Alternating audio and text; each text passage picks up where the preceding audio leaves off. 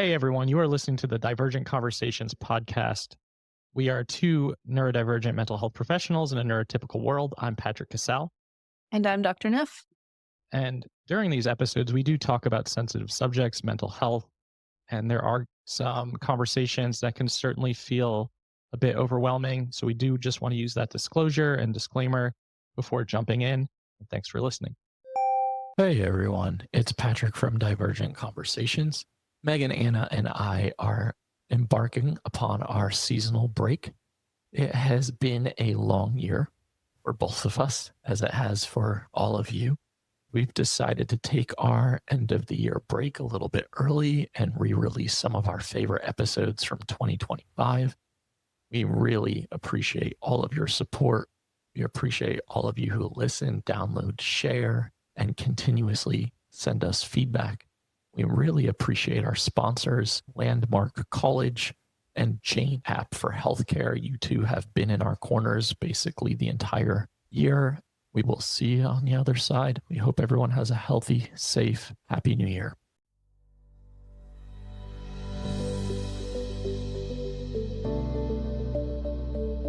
Hey everyone, welcome back to Divergent Conversations. Today is the last episode of our OCD collection that we are releasing for OCD Awareness Month. Today we have a really cool guest on, Brittany Goff, a licensed clinical social worker and the clinical director at Zen Psychological Center, a neuro-affirming OCD practice in Maryland. Additionally, serves as an instructor at the Cognitive Behavioral Institute, where they provide continuing education on inference-based cognitive behavioral therapy, or I-CBT, for OCD. Authored the first ever I-CBT workbook, and am one of the first adopters of I-CBT in the United States.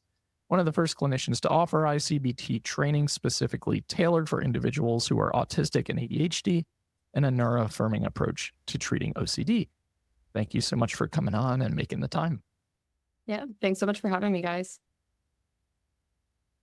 So as soon as Patrick was done reading the bio, I was like, oh no, hot potato. We've got to start the conversation somewhere. I kind of want to start the conversation, if you're comfortable with this, where like our email thread picked off, because you and I emailed a bit when I asked if you wanted to come on. And it was really interesting to me how much our OCD stories overlapped and like how we've had some similar OCD experiences. So if you're comfortable, do you mind with us starting with kind of your experience with OCD, and then we'll get into your professional experience and expertise? Yeah, no, absolutely. So I was diagnosed with OCD maybe about when I was like 26 or so. So is there anything in specific that I guess, is there like a leading point that you want me to go off? I'm trying to remember like what exactly we talked about in our email. I know we talked about like special interest and OCD.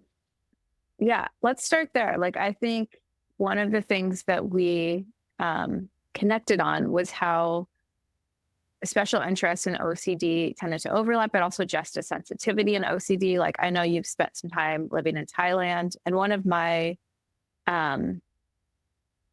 my special interests, it sounds weird, but it's a justice special interest for about a decade of my life, from when I was 14 to about 24. Was looking at the child sex trafficking trade in Thailand specifically. And I know that's something that has also been a special interest for you. And then one of the things that we talked about was how OCD can kind of take hold of some of these special interests and turn them against us. And that's actually come up in some of the other conversations we've had with guests on here, how OCD will kind of target those parts of our lives that we care about.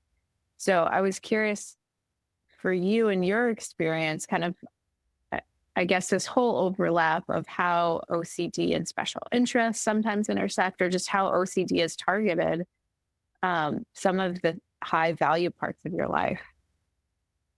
Yeah, which is exactly what happened with me. I knew I had OCD, but I wasn't aware of the autism piece until maybe about just a couple of years ago or so.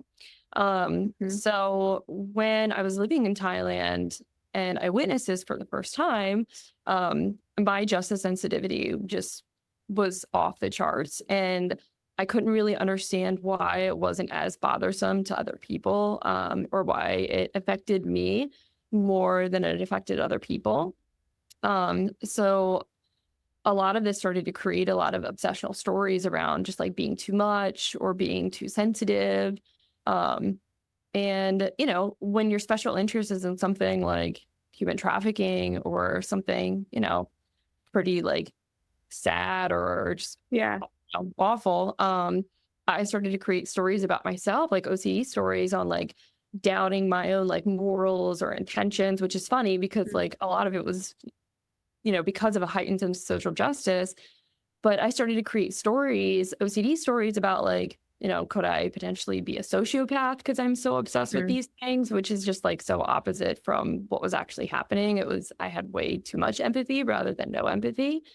Um, and, you know, other little details throughout my life kind of like added to that story. Like, when I was younger, I was told that, I was criticized by my family members about the way that I express empathy.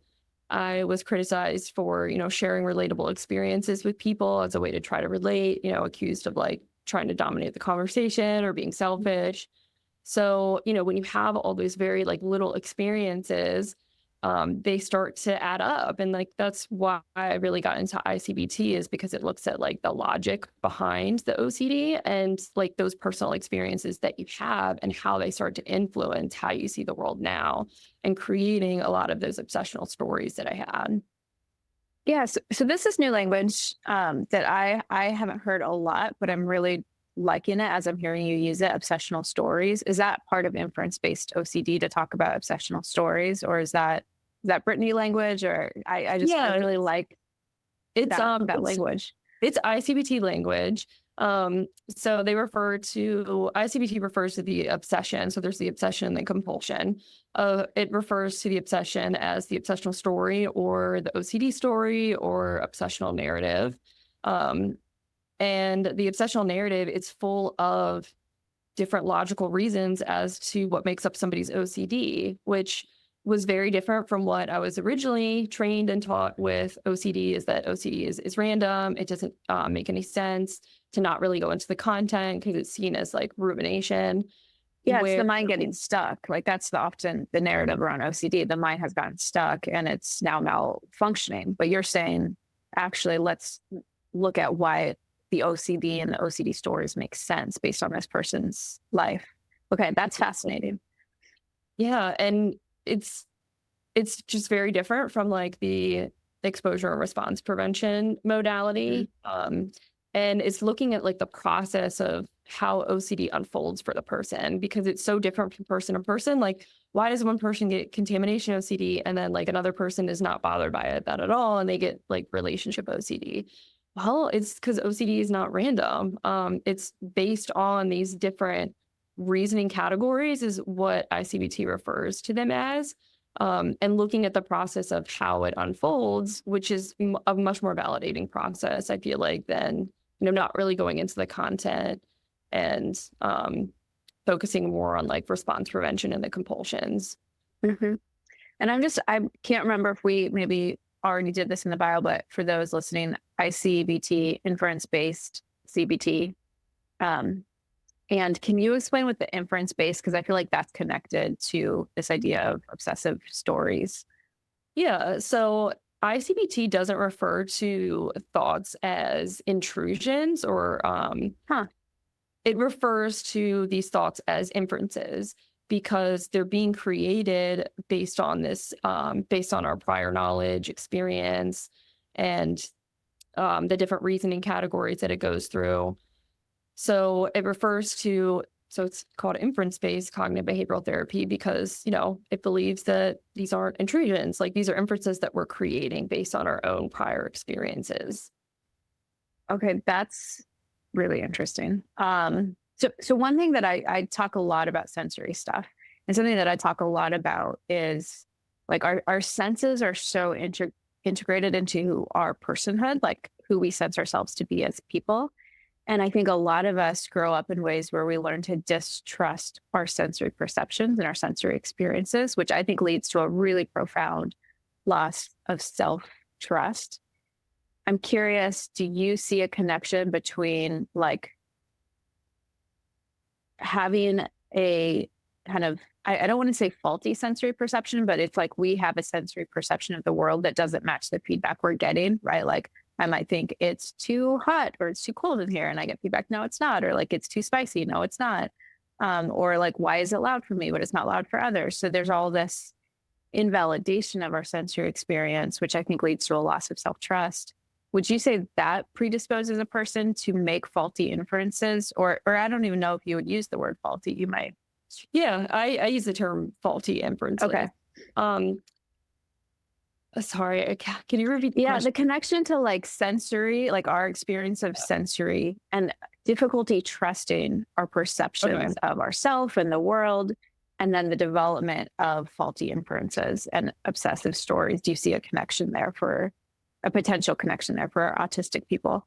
Yeah. And, one of the reasons that I gravitate more towards I-CBT is because the idea behind it is to actually gain certainty in yourself through your senses, which is a very different approach from I other love that. I love Yeah. that so much. I just want to pause to be like, I can't probably capture what you just said, but to regain a sense of trust in yourself.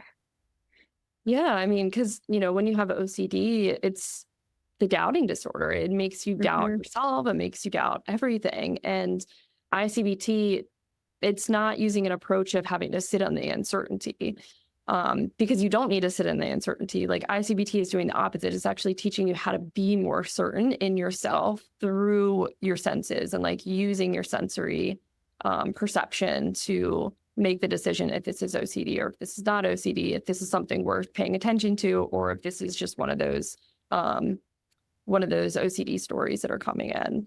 So yeah, and when you're autistic and your sensory experience doesn't match the world, it's not uncommon for autistic people to start to create stories about like why that's happening, especially if you're late diagnosed or not diagnosed at all.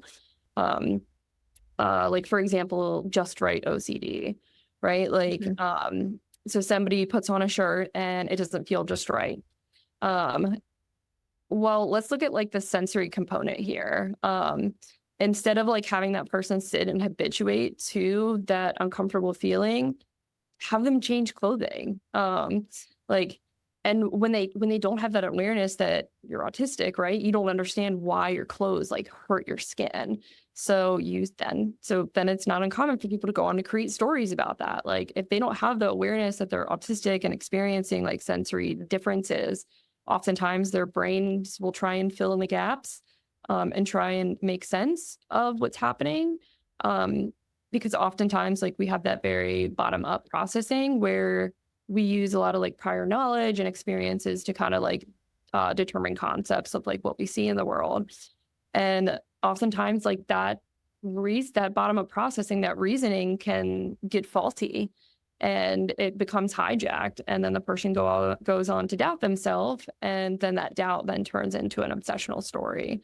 So for example, like with Just Right, the trigger might be like an uncomfortable shirt. Well, then they're going to go into the doubt of like, what if I can't handle this feeling? Or what if this feeling never stops? And then they'll go into the OCD story and then they'll do the compulsion to relieve the anxiety from it. So yeah, I really love I-CBT specifically because it focuses on like the sensory experiences. Yeah. That sounds so powerful. Okay, so we've talked a little bit about sensory. I'm curious because I know this is something that you talk about in your work. Some of the idea of like the neurodivergent traits that perhaps, because I mean the statistics are pretty astounding, right? Like both for autistic people and ADHD, OCD is a decently common co-occurrence. Beyond like, I know that there are some genetic underpinnings to that, but beyond that, do you see other neurodivergent traits beyond how we process sensory information kind of predisposing us to obsessive stories and predisposing us to OCD? Like I think you mentioned RSD. Yes, I do. I think Patrick's camera went out. Oh, there he is. Okay. So yeah, I actually do see a lot of different neurodivergent traits kind of like kick off obsessional stories. So, for example, say somebody has rejection sensitivity and they don't necessarily understand why they have that because they're either not diagnosed or late diagnosed. And then they go on to create stories about their relationships, which can then turn into relationship OCD. So also masking is a big part as well. So if somebody is masking their whole life and they don't know that they're masking, for me, what happened was like I always knew that I was doing something. I just didn't know what it was. I knew that I could never be myself and that I had to kind of like put on a mask towards different people. But I never knew why I was doing that. And because I didn't know why, I started to create stories about like my intentions, being an imposter or fraud, having a hidden agenda, obsessional stories about my morals, and even like obsessional stories about harming other people because I didn't know why I was doing this. And like I said, I knew I was doing something, I just couldn't figure out what it was. Also, so autistic meltdowns as well. So I had frequent thoughts and stories about like losing control or like snapping or snapping and harming someone or driving my car off a bridge or like jumping off a building and anything to do with losing control or like, for example, like shouting something out in public. Well, I realized that a lot of those stories were actually coming from like having autistic meltdowns. And I didn't realize I was having autistic meltdowns. I just knew that I was losing control. And so then I started to kind of like apply that into other areas. And that's where, OCD kind of snowballed and grew from there. So some other neurodivergent traits is, for me at least, a lot of my autoimmune disorders related to being autistic triggered a lot of stories about like my health, which then turned into health OCD because a lot of doctors couldn't figure out what was wrong with me, which is not an uncommon thing when you are autistic. And because doctors couldn't figure out what was wrong with me, I started creating stories, trying to figure out, just trying to fill in the blanks of like what was going on with me. Absolutely. Another one is having a heightened sense of social justice. I often see can create like OCD stories around like scrupulosity, morals, the person's integrity, or having hyperempathy as an autistic person. Hyperempathy for me, at least, like gave me this very overinflated sense of like responsibility for other people, because I would often like mistake other people's emotions as my own. And that would lead to a lot of like people pleasing behaviors that I would end up, getting in situations that I didn't necessarily want to be in, helping other people, or just exhausting myself doing way too much because, if somebody tells me that they need help with something, because they just got their house foreclosed on, they lost their car, they don't have any money, I start to feel all of those emotions as if it's like actually happening to me. And like when you don't know you're autistic, like that's really confusing. And so I kind of interpret those emotions as mine. So I'd be like, you can have all my stuff, come stay at my house, like have my car. And then like 20 minutes later, I'll turn around and be like, why did I just give a stranger all my belongings? So there's a lot of different traits of just being autistic that kind of like kick off obsessional narratives. Well, and this is interesting. This is overlapping. So I work with a lot of kind of newly discovered people in their journey, and it's such a powerful thing to witness. And I remember it for myself of like there was, what I was actually working on in therapy at the point that I got to discovery was that there were thousands of things about my experience, about myself I didn't understand. And what I was working to get to was a place of acceptance of I'm never going to understand why I am this way. Like I'll probably never recover a trauma narrative that's been repressed that explains why I am this way. That's kind of what my obsessive story was around that, because it was the thing that like, well, maybe that would explain why I am the way I am. So I was coming to work toward acceptance of that. And then autism discovery, it just felt like it answered 1,000 questions. And I think that this is probably so common for those of us who are late in life identified, or for autistic people who just, maybe they were identified early in life, but they were never given the education about like, this is what a sensory meltdown is. This is what a shutdown feels like. This is what disassociation is. This is what This is how your brain works. This is how your body works. That there is so much confusion about our experience of being human that it makes so much sense we would develop obsessive stories to fill in the gaps. I mean, that's what our brain just like naturally does. As you know, most autistic people have that like bottom up thinking process. And when we don't have answers to things, we try and fill in the blanks and try and figure out why. And I had a very similar experience as you when it comes to like wondering if you had like some suppressed trauma. I had similar obsessive stories around it, and also like obsessive stories about being a sociopath again. So you question, like, it's no wonder why we have issues with our identity, like having OCD, because we're not always given like the tools and the resources when you are autistic or have ADHD or neurodivergent into understanding some of those things. And I think a lot of those stories kind of kick in as us trying to understand them. Yeah. That's a very like gentle kind of take on OCD, is like the brain is trying to help you. It's hurting you, but it's trying to help you by it's trying to fill in the story. Yeah, it's interesting. I will take that concept for a lot of things. I haven't thought about taking that concept for OCD before, because mostly I treat OCD like this. I just want to swat it away. So it's really interesting to hear you talk from such a different framework. It almost sounds like, and this is how I'm experiencing it, like my own OCD about identity, about confusion, about why am I struggling with the things that look so natural to everyone else going through my discovery phase. Those filling in the gaps almost feels like it's comforting in a way. Like it's creating some sense of comfort and relief to say, like, this is why, this is the reason you're experiencing A, B, and C, when you maybe don't have the education or the language or the resources to put to that actual experience in a lot of ways. Yeah, we do everything to avoid uncertainty, right? Yeah. And, creating these stories gives us certainty. So I can absolutely see what you're saying, Patrick. I mean, I experienced the same thing as well. I just never put it into words the way that you did. Mm-hmm. I think about how like the kind of the trope of how like autistic children will ask why, or adults. Like we like, I remember my dad has this story of like, I just asked why all the time. And he has this one story that I think is really funny. I had asked why, and he was in the middle of explaining whatever question I'd asked. And then I interrupted him and I said, "Dad, why are you talking?" And we need to know why. We need to know the context. And part of what I'm deducing from what you're saying, Brittany, is when we answer that why, we're helping build self-trust. We're helping kind of bridge the gaps of understanding so those obsessive stories don't come in.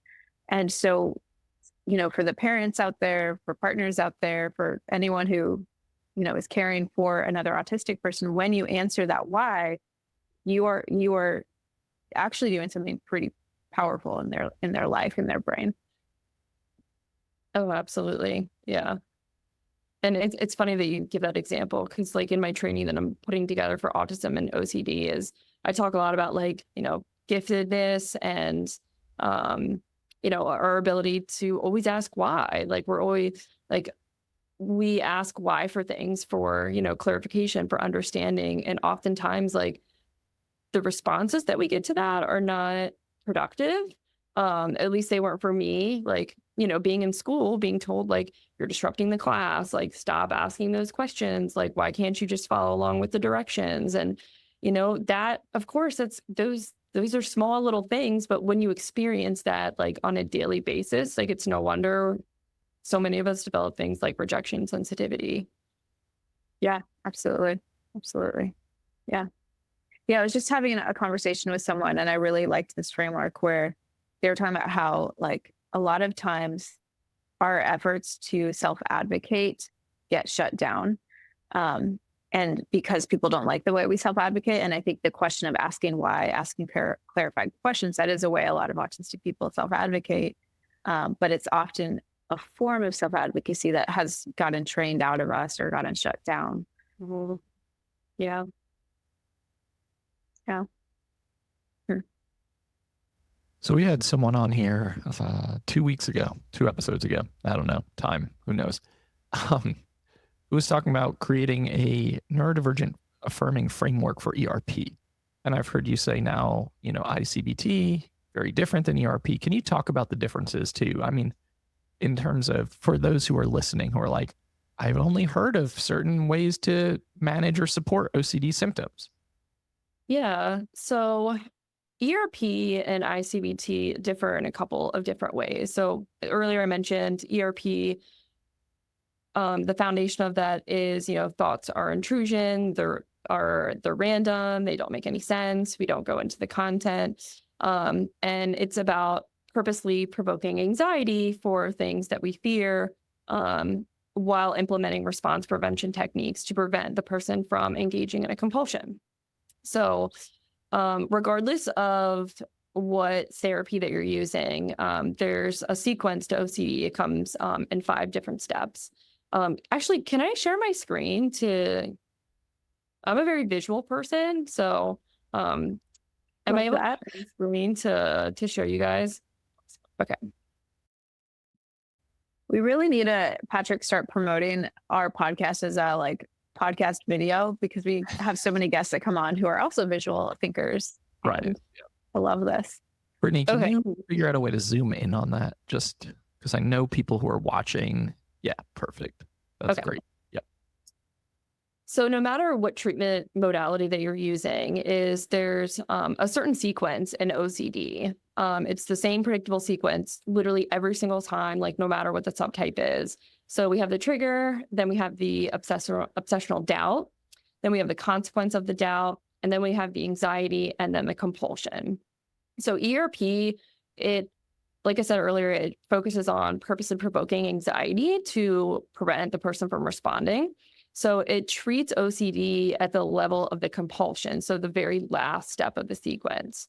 So I-CBT, it actually treats OCD at the second step instead of the 5th one. So it focuses on the obsessional doubt and resolving the obsessional doubt.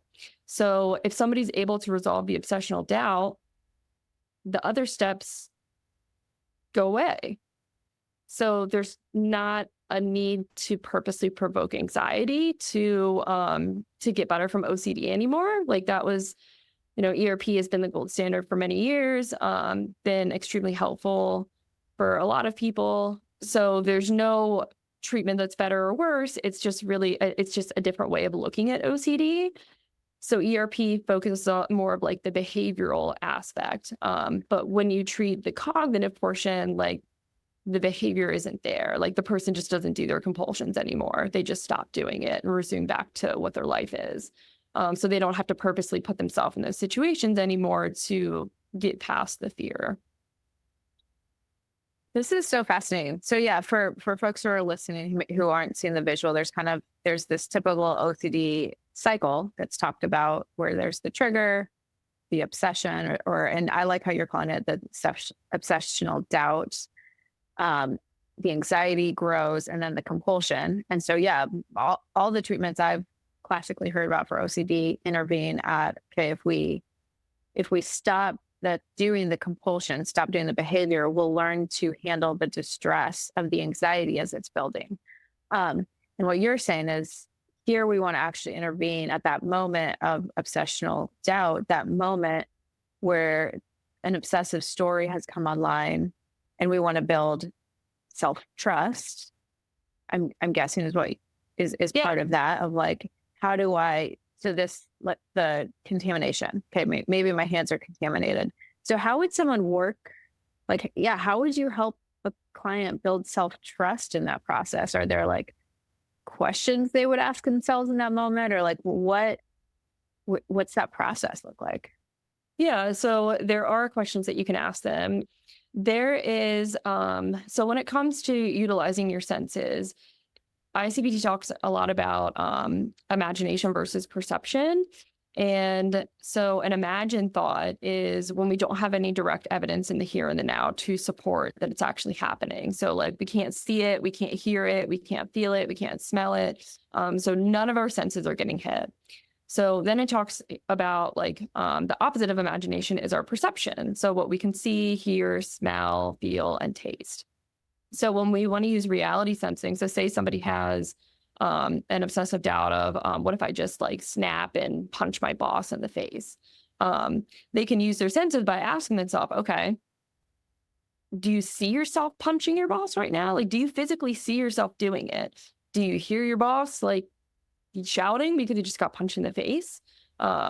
So if nothing is like hitting on that person's sensory experience, like that's how they can determine, okay, this is an OCD story versus like, hey, this is something that I should actually pay attention to. So that's kind of how they use their senses in a way of like determining if it's OCD versus if it's not OCD. I like that. And then I can hear in that how a person would over time start developing more self-trust because they trust the ability to like, okay, am I relying on my perceptions here? The one area I could imagine could be tough would be like, so one thing I talk a bit about is how a lot of us have kind of extra sensitivity to the emotional tone of the room. But it doesn't always match, especially when we're around autistic people. The emotional tone doesn't always match their nonverbal communication. So like I've been in conversations where like I can tell they're sad or maybe that they're mad. And I'll ask like, oh, are you sad or are you mad? And no, I'm not. And then there is a perception disconnect because of what I'm perceiving and what they are telling me is at a disconnect. So I could imagine there would be some senses where it's a little bit trickier to work through, like when an autistic person or a hypersensitive ADHDer is like picking up the emotional tone or picking up a perception that's maybe not as concrete as like sight, smell, some of the other senses. Well, you bring up a really good point, and I think that is one of the flaws of I-CBT, because I think that I-CBT focuses on the five senses, but there's actually more than five senses. Like it really doesn't take into consideration interoception, proprioception, which are very common things that a lot of autistic people struggle with, which is why I've kind of been working on like making the treatment a little bit more like affirming for neurodivergent people, because interoception can very easily cause a person to develop like health anxiety. They're not aware of like absolutely sensations that they're having, or I've even seen it like with harm OCD. Somebody might be confusing anxiety with like an urge, and then they'll use that urge to justify their story as to why they should. Yes. So you almost, to do like neurodivergent affirming I-CBT, you almost need to start with like maybe a sensory-based OT approach or like a sensory-based approach of first working on refining our senses and like learning how to differentiate. So like with interoceptive challenges, a lot of us struggle with differentiating, like, is this anxiety or is this hunger or is this thirst? So you'd almost need to start with building that trust of senses and then be able to build on I-CBT on top of that. Because I would imagine this would be a hard therapy approach if like a person's perceptions, their sensory perceptions are difficult to trust, because it sounds like it relies a little bit on the ability to put some trust in your senses. I'm not sure if I'm capturing that right or not. Yeah, no, I mean, you hit it spot on. Sometimes people need like interoceptive exercises before they even get into I-CBT. I really, really like 𝗿𝗲𝘀𝘀𝘀. She's her work is amazing. Yes. Oh, you know her? Yeah. I have learned so much from her. I had no idea what interoception was. And then like her work has been so helpful for the community. Sorry, I cut you off. Go ahead and talk about I'm obsessed with Kelly's work too. So she's an occupational therapist for anyone listening. She has like an interoceptive curriculum. She has like different flashcards that you can use. Her stuff is just brilliant. And I use a lot of her interoceptive stuff to help people get more back in tune with their senses. Because, when you're late diagnosed autistic or autistic, you start to, only doubt yourself, but like you lose your ability to interpret different sensations. And I think some of that probably comes from masking, right? When you're disassociating from your body for multiple hours a day, it's like no wonder we develop difficulties around like understanding different sensations in our body and different emotions. Yeah. Yeah. Absolutely. Yeah. Kind of related to that, definitely related to masking. I would also think like one obsessive story I see a lot, I see in myself, I see in most autistic people I know is if anyone's at all upset in the room around us, we assume it's us. And again, that I would think that would there'd be a lot of like healing our relationship to our perception to be able to address that story of like, no, it's not always my fault. I'm not always the one making people angry. Because I know that's a really common narrative for us. Yeah. And where the inferential confusion comes in there is like what if this is my fault? Like, what if I did something? And then we start to ask for reassurance or whatever the compulsion might be to follow it. Yeah. Yeah.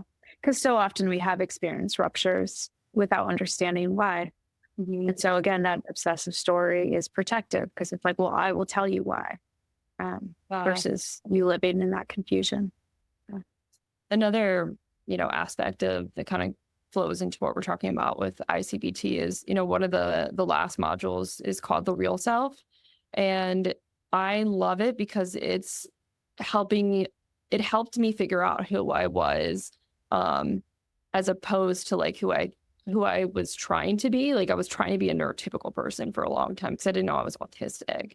So kind of like redefining yourself at the very end and like looking at yourself from like a different position from a more like neurodivergent lens rather than like the lens of like trying to be neurotypical.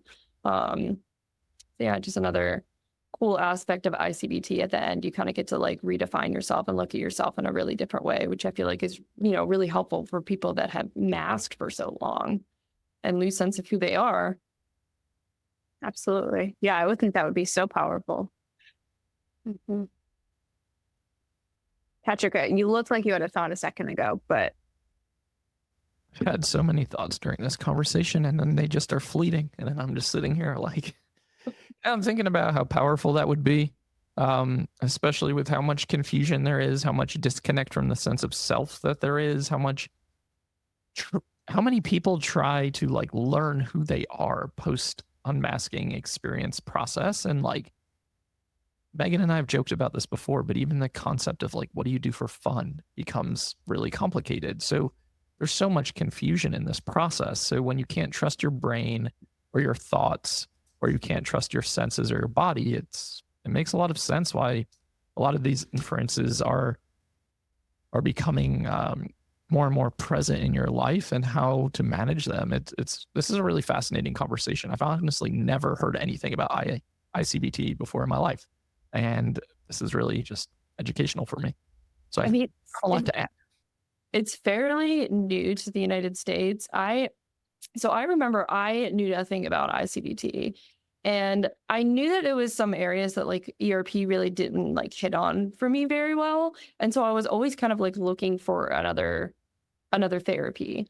And I saw on Facebook, like somebody was talking about OCD and described it in the form of like dissociation. And that resonated with me so much. Cause I mean, for me, like when I'm stuck in an OCD story, like I'm disassociated, like I'm in another world. And so when I started looking at I-CBT, there was nothing. There was no resources. The only thing that I could find was a clinician's manual that was translated from French. And so it was really hard to like understand and digest. But once I did, it's like, oh my God, like how do people not know about this treatment? It's evidence-based and it's a modality that they use in other countries in Europe. But for some reason in the United States, it just wasn't really heard of yet. So when I read the book, I mean, my OCD like drastically changed. It changed the way that I looked at OCD. It changed the way that I treated OCD. And I started to kind of like introduce it to some of my clients, told them a little bit about it. And then they all started getting better from it. And they were asking me like the same question, like, where was this therapy before? Like, why didn't we do this first? So then I started introducing it to my clinicians. So I have like 15 therapists that I work with. So, and a lot of us all have lived experience.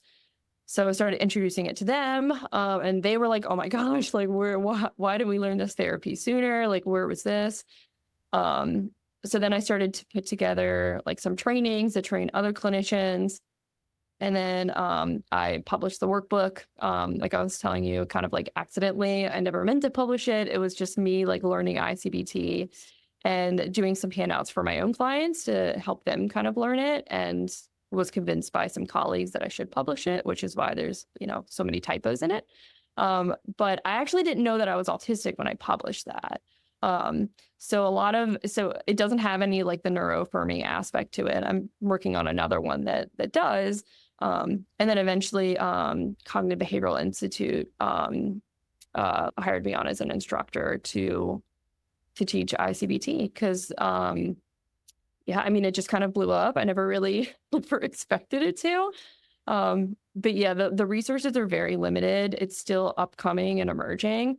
So yeah, it was really hard for me to find resources too, because there was like no therapist trained in it, no books, no nothing. But I think the narrative is starting to shift a little bit around OCD, and it's starting to get a lot of traction, and there's a lot more people that are getting trained in it. I've trained like hundreds of therapists at this point. The Facebook group started out with like 5 people, and now it's like 2,000 just within like a year or so. So it's definitely up and coming. My gosh, that's so incredible. And like, first of all, just thank you for your work. Cause I've actually, I feel personally grateful for it in the sense that I've been looking to try and find I-CBT therapists. And I can't. And so I'm so thankful that you are out there training therapists to learn how to do this so that there will be more therapists who do this work. And I am hearing it talked about most in neurodivergent affirming therapy circles, which I think is probably no accident that a lot of neurodivergent affirming therapists are looking for more affirming ways of working with OCD. And this just makes so much sense for autistic and ADHD folks. When I figured out that I was autistic, that like really changed the way that I saw like OCD, and putting a lot of like OCD terms or putting a lot of autistic terms to what I was experiencing. So yeah, there's nothing available about autism, ADHD, and I-CBT, unfortunately. But I've been working to kind of like adapt some of those terms and, incorporating things like interoception, proprioception. So a part of I-CBT is the person has like a vulnerable self-theme, or they have different vulnerable self-themes, which is why their OCD stories are created the way that they're created. So kind of going back to the logic of OCD, I mentioned like there's different reasoning categories. So those reasoning categories are different facts that the person has acquired throughout life. The second one is different rules that they follow. And this is especially like prevalent for social norms. The third one is hearsay stories that they've heard. So it could be something that they saw on the news, something that they read about 20 years ago, or like a story from a friend of a friend, personal experiences that they've been through, and just the mere possibility of it happening. So since everybody has, different facts that they've acquired, different experiences that they've acquired, that's going to dictate like what kind of obsessional story they have, plus their vulnerable self-theme. And when I learned that I was autistic, all of the vulnerable self-themes that I had, and like I've witnessed a lot of other clients have, were autistic features like heightened sense of social justice, rejection sensitivity dysphoria, masking. That's so interesting. And that makes so much sense. I kind of want to see like a diagram, like a map where you kind of lay one on top of the other, like vulnerable themes and then neurodivergent traits. I feel like, yeah, it just makes so much sense that there'd be so much common touch points there. Yeah. Yeah, no, absolutely. I haven't, how long does it take you guys to edit these until they're aired? This will come out end of October or early November. This is the last episode in our OCD series. Oh, perfect. Okay, so my training will actually be out by then. So in my training, I actually list out like all the neurodivergent traits, vulnerable self-themes from like an autistic perspective. So I'm happy to share any of that with you guys. That That sounds would incredible. Great. Yeah. Whatever you want us to include in the show notes and as downloads or as links or whatever you need us to put into that, we will. Okay. Yeah. Brittany, do you have any itchy thoughts? I refer to itchy thoughts when it's like, I know sometimes I come into an invited podcast or conversation and there's like, oh, I know I want to say this thing. As we're kind of maybe coming to the end of our conversation, do you have any itchy thoughts of things that you wanted to make sure and mention about I-CBT or autism and OCD or ADHD and 𝗿𝗶𝘀𝘀𝘁𝗍? With I-CBT, when you have an obsessive doubt where you can't use the senses, the theory behind it is to rely on common sense, which is neurotypical. Right. There's common sense. But if you, instead of looking at common sense, like looking at things like interoception and proprioception and how those can go on to create obsessional stories, rather than kind of just saying, oh, compare yourself to a neurotypical person and go off of that. But you know, I have a lot of faith in I-CBT, and I think that this is just the beginning of where it's going to go in the United States. And it has a lot of room for change and a lot of room for implementation. So just something for people to be aware of, like when they do explore I-CBT, is it's not created for autistic or ADHD individuals. I just had a runaway thought when you were talking. Is it okay if I chase the association? Yeah. So there's some really interesting research around kind of abnormal perceptions in autistic people, and that can be hallucination-like experiences. There's an article I read that was really interesting that looked at paranoia thought, and it was comparing autism to, I think it was schizophreniform, or maybe it was, I don't think it was schizophrenia, but it was on the schizophrenia spectrum. You mentioned proprioception and interoception. People with very sensitive proprioception, for example, might have this sense of someone just pushed me or someone just touched me when someone walked by them, right? Like we're talking about very extreme proprioceptive sensitivity. I could imagine that the experience of having either abnormal perceptions or just, again, proprioceptive input that's not matching environment, I could imagine that could create some obsessive stories around like psychosis. Is that something you see? Oh, yeah. Yeah. Okay. Fear of like developing psychosis is a pretty common obsessive doubt, but it's interesting. I never really linked it to proprioception like you just mentioned, but that makes a lot of sense. I always kind of assumed, this is what just my theory behind it is, a lot of people with OCD get like kind of visuals superimposed over their vision. It's not like a hallucination. It's more of like, you know, they can see things that aren't actually there, but they know that it's not there. And that's why like these OCD stories can be like just wrap you in, because the person can like actually visualize that scary story happening. So I always kind of just figured that some of that like psychosis or like fear of psychosis was wrapped around that. But that's a really interesting point that you bring up about like proprioception. Yeah. Okay. Well, thank you for indulging my association. But I've had more and more questions come up around both like the experience of psychosis, but also like the fear of psychosis or obsessive stories around psychosis. And so I thought I'd ask because I was suspecting that might be the case. Yeah. And sometimes oh, sorry. Go ahead. No, go ahead. I was also going to just mention that sometimes I've seen that like being related to autistic meltdowns. Like if a person is like losing control, it's not uncommon for them to start to like, okay, well, am I losing my mind? Am I losing control of my mind? And then go into this, you know, obsessive story about, you know, could I develop psychosis? Could I have schizophrenia? So it's It's interesting. Yeah.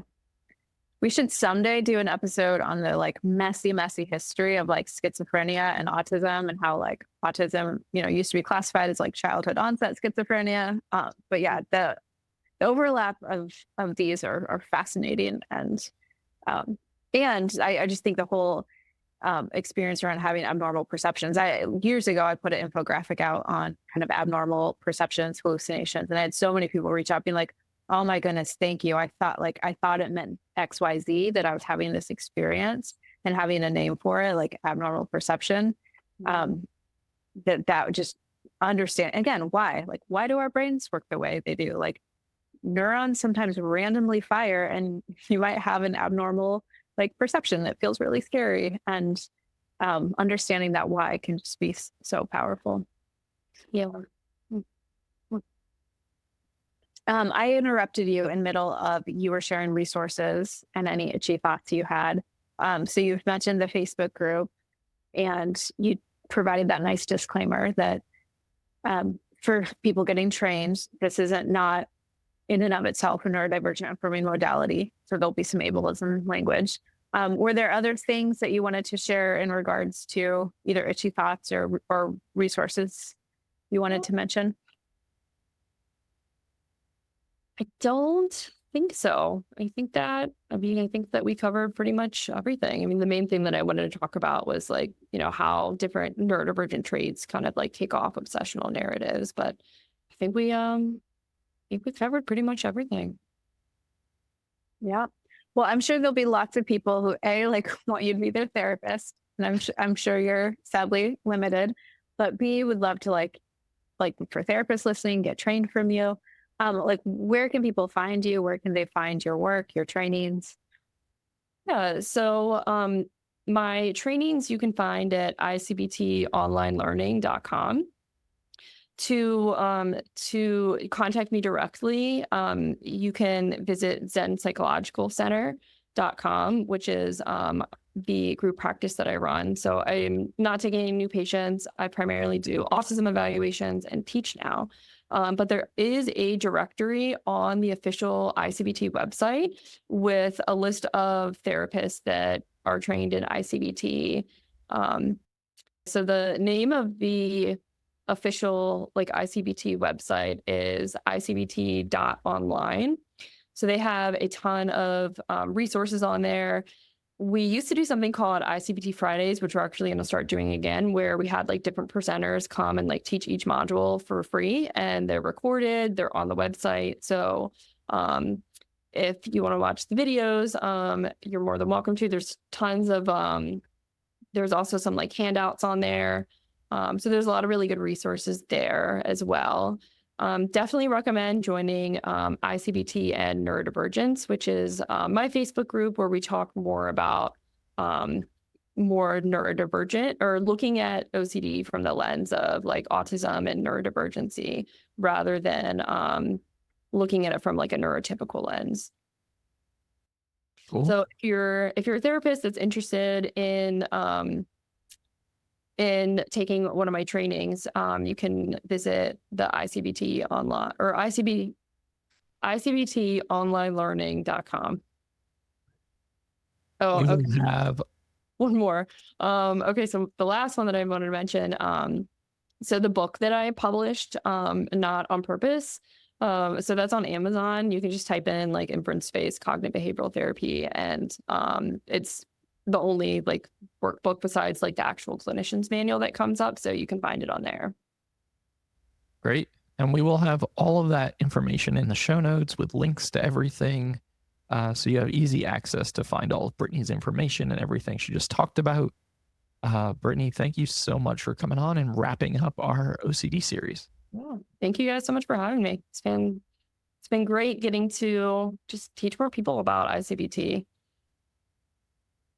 Yeah, I think there'll be lots of people that have kind of light bulb moments listening to this conversation. So thank you so much for coming on.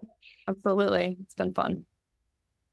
And to everyone listening to Divergent Conversations, we have new episodes out on Fridays on all major podcast platforms and YouTube. Make sure to look at the YouTube channel, Divergent Conversations, if you want to follow along, especially for video content, screen shares, and all of the resources that Brittany shared today. Thanks and have a good day. Bye.